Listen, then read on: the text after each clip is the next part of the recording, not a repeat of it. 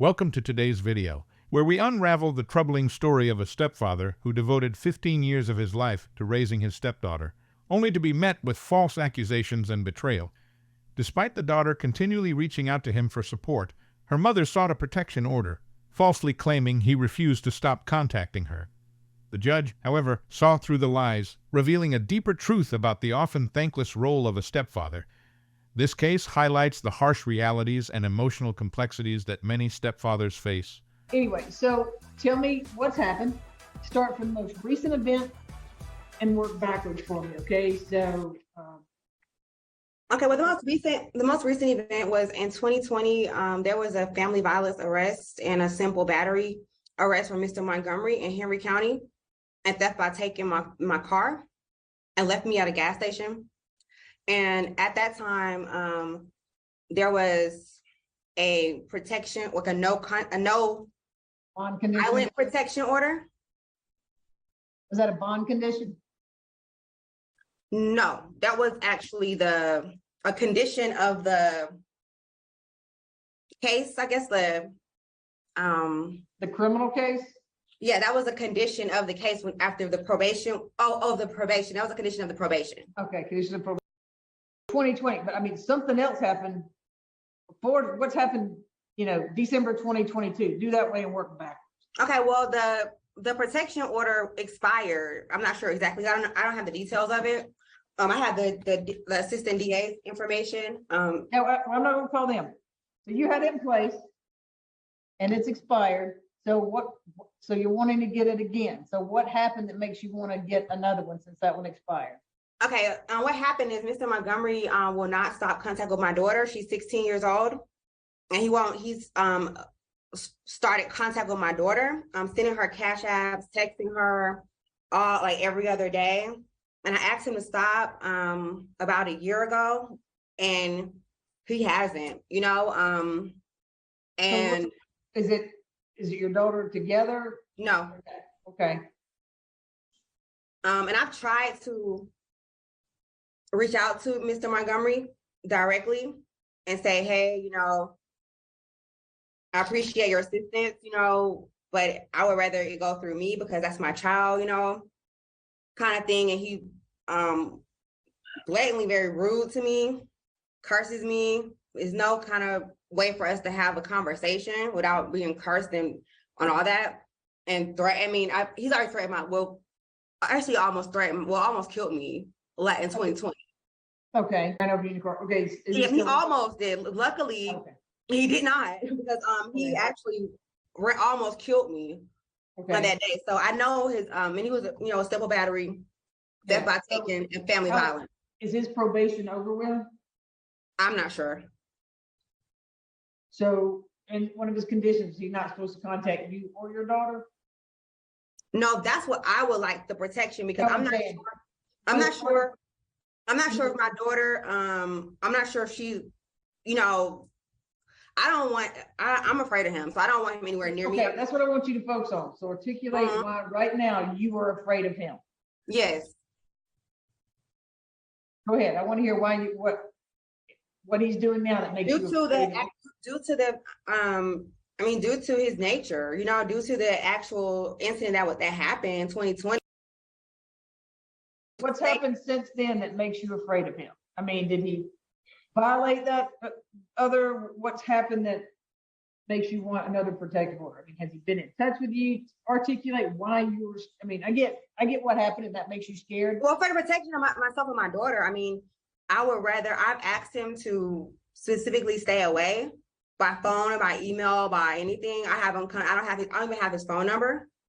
So, and if you don't have his phone number, all right, let's see. How is what he's doing right now? How about this? Making you interfere for your safety?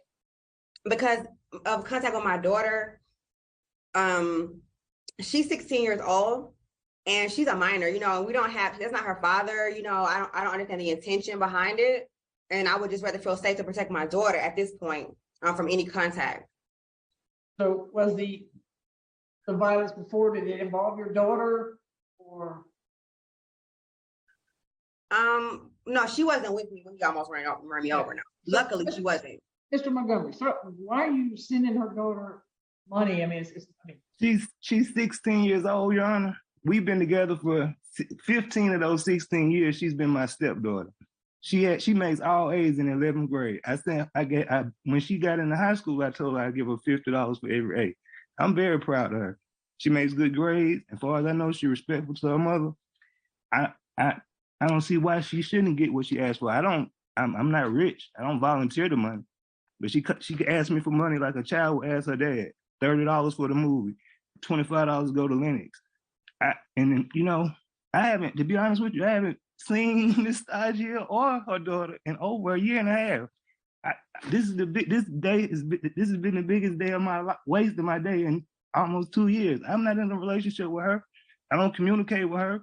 Last email she sent me on December 20th was to send her the money to buy Milan's Christmas gifts. And I'm looking at the dates. She asked for money on December 20th. This is Miss Stagia asking for money. She asked for money on December 20th. She filed this protection order on December 8th. No, it was more like November. It wasn't December 20th. This is the biggest waste of the court's time. I don't deal with her. I don't have any dealings with her. I don't know if she lives, works, or anything. so Mr. Montgomery, let me ask you a question, and it doesn't matter. Are you still on probation? No. Okay, so you completed your probation, didn't get violated or anything like that? I moved out the house when the incident she's talking about. She was so in fear for her life. When I woke up that morning, she was on my couch saying good morning, and she was sorry. She wrote a letter to get the charges dropped. I don't want any dealings with her. You asking for a protection order against me, Judge, to be honest with you, you might as well ask, because I'm not gonna bother her no more than I'm gonna bother you. I don't deal with her. Period. Like, I don't at all. I'm almost in here for a stranger. I don't talk to this young lady. I don't bother her. I don't call her daughter and ask her, do she need money? She asked me, she texts me as a child would do her father. And I have the Cash App transactions, and I can show you the emails where Miss Stagia has been trying to contact me. I haven't even responded to one of her emails in over 2 years. So when she's contacted you, what has she said other than, has she said, stop contacting my daughter? What has she said? I can show you. I saved them all for this just reason. I'm not sure if you can see this, Your Honor. Let's see. Back up a little bit. All right, hold on. This is one more thing. Yeah, she asking for a PlayStation and a. Is that from the stepdaughter? No, that's from the young lady on the TV screen. And it looks like it was sent in November. No, that's December. I know that I can read it. If you hold it still, I can read it. It says December 20th. I can read it to the judge. It says one more thing. Let me read it. Not sure. One more thing. Not sure if you want to help out with Christmas for Milan.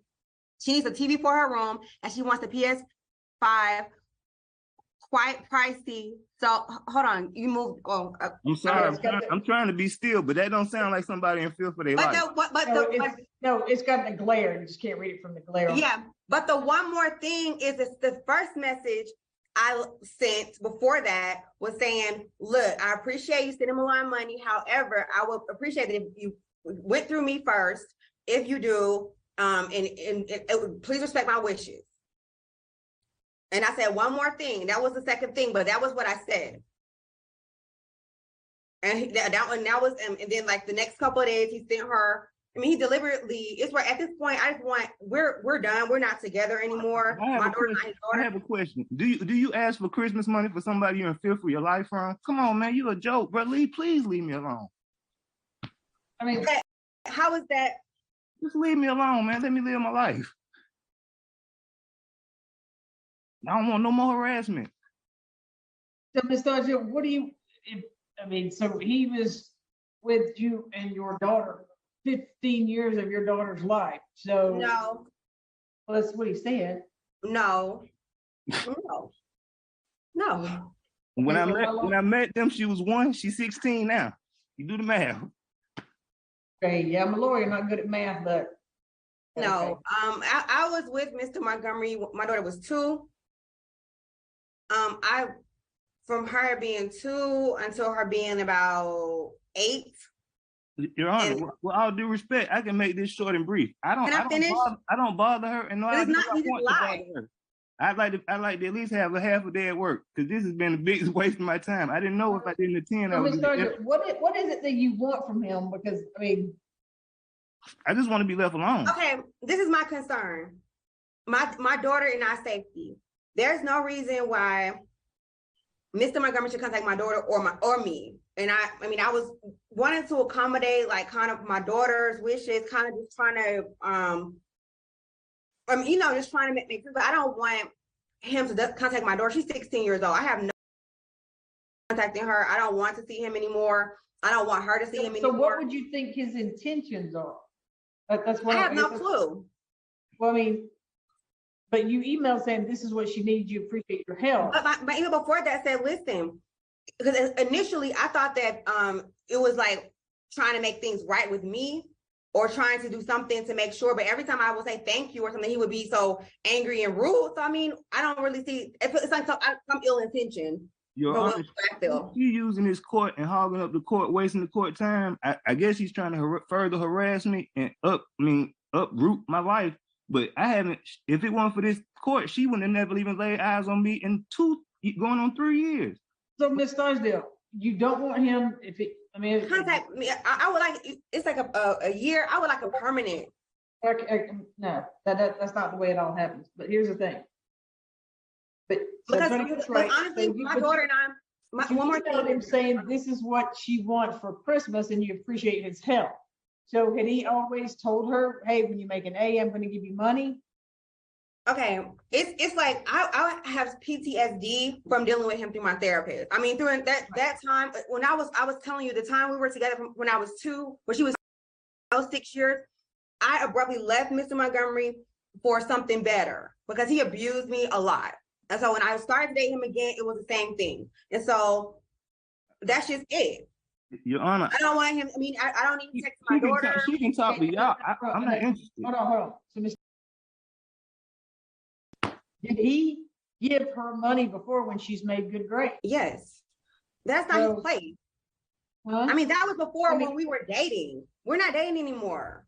But I mean, so when did he stop giving her money? Always. I don't know. But the whole life. My point is that I don't feel comfortable with any connection with Mr. Montgomery at all. And I want my daughter to be protected. So, well, hold on, but your daughter's reaching out to him. So have you had a talk with your daughter not to contact him? Thank you. Yeah, I've had a talk with my daughter, but that's my daughter. I mean, it's my job to protect her. Well, exactly. But she's also 16, and I don't know how it was when you grown up, but when my mama said don't, she meant don't. Well, I mean, it's not, I did say that, but I want her to also, this is a second layer of protection for her. So she is 16, and I don't know the intentions of Mr. Montgomery. I would just rather feel that this to protect my daughter myself. So you want to protect your daughter from him sending her $50 for every A? From any contact, period. But how has the contact with her been harmful is what I'm trying to say. It's the potential that I want to protect from. I don't know locations being shared. I mean, I'm just being a mother to protect. Okay, no, all right, I understand that, but here's the thing. Mr. Montgomery's like 45 years old. I don't see why. I mean, that was when we were dating.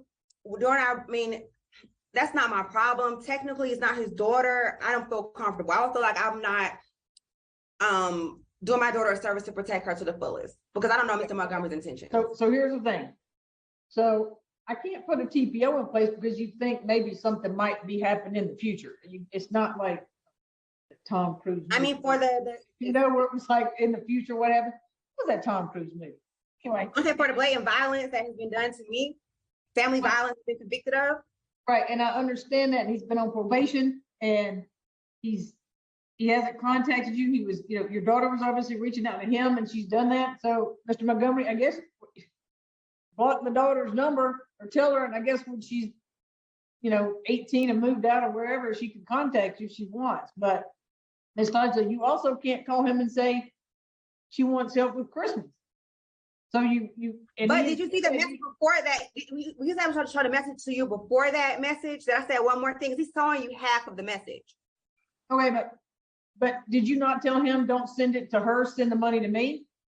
Please, yes, it's laid out in the message before. That was an addition to the first message. I said, do not contact her anymore. If you want to help her out, contact it through me. I'm her mom. Okay, so I want you to listen. So now you just said you don't mind if he contacts you to give you any money. I don't want him contacting my daughter. I feel like I know his intentions. How do you And know that's to protect my daughter. Because I know he's be convicted of with me. And what he's done with me based on the past. So to protect my daughter, I mean, I don't feel like that's appropriate. Maybe that movie was a minority. So this isn't that kind of system. He did what he did, and I say he did what he did because he was convicted or he pled. Either way, he served time, he served probation, and this isn't the first appearance hearing. So but I don't see how anything has happened to your daughter, and I can't go on what you think he may do. Mr. Montgomery, all I can say is her daughter just stopped sending her money. Because I was actually told from Henry County to come for the additional protection after the probation was over. I was advised to go through the county he lives in for the protection because it expired. Sending your daughter money because she got an A, and then you saying, "Oh, this is what she wants for Christmas. Thank you for helping me out." That's not a threat. It's kind of a little contradictory. Did you see the message before? You just told me what it said. That send you the money and not her. It was very more detailed than that. I said, please, my daughter's voice. Okay, hold on. But then you responded and said, this is what she wants for Christmas. Here's what I'm going to do, Mr. Joe, because you didn't that thrust over because he's done that. Mr. Montgomery, stop contacting him. Stop contacting her daughter also. But could you put a note on this case? Because I swear to God, this young lady is like internally, like she'll go to the end of the earth just to ruin my life. I'm in court. Don't send the daughter money. I changed my number. What more can I do? All right, there you go. She doesn't have his number. Don't want it. All right. Both of y'all will put your emails in the chat. We'll send you the denial order, and y'all stay healthy and safe and have a good new year. Mr. Montgomery, just you change your number. Don't block her, whatever you got to do. Don't accept emails, anything like that. Okay. I mean, she's smiling because she get what she. This is all she just to have me. Mr. Montgomery. It took the judge to tell you that. Like, Mr. Montgomery. Yes. It's not in place. I'm just telling you to leave her alone. Okay. Okay. Block her daughter's number, block her number, block her email. Move on with your life. Okay. I'll continue. I will continue. Thank you. Thank you. Both of y'all put your emails in the chat. Once you do, you can both leave the meeting. This story is a stark reminder of the challenges and sacrifices that stepfathers endure, often without recognition or appreciation. Despite years of love and dedication, their efforts can be overshadowed by misunderstandings and false accusations. As we reflect on this case, it's clear that being a stepfather is not just a role, but a journey filled with emotional highs and devastating lows. If this story resonates with you, please share your thoughts in the comments and consider subscribing for more content that sheds light on the untold stories within families.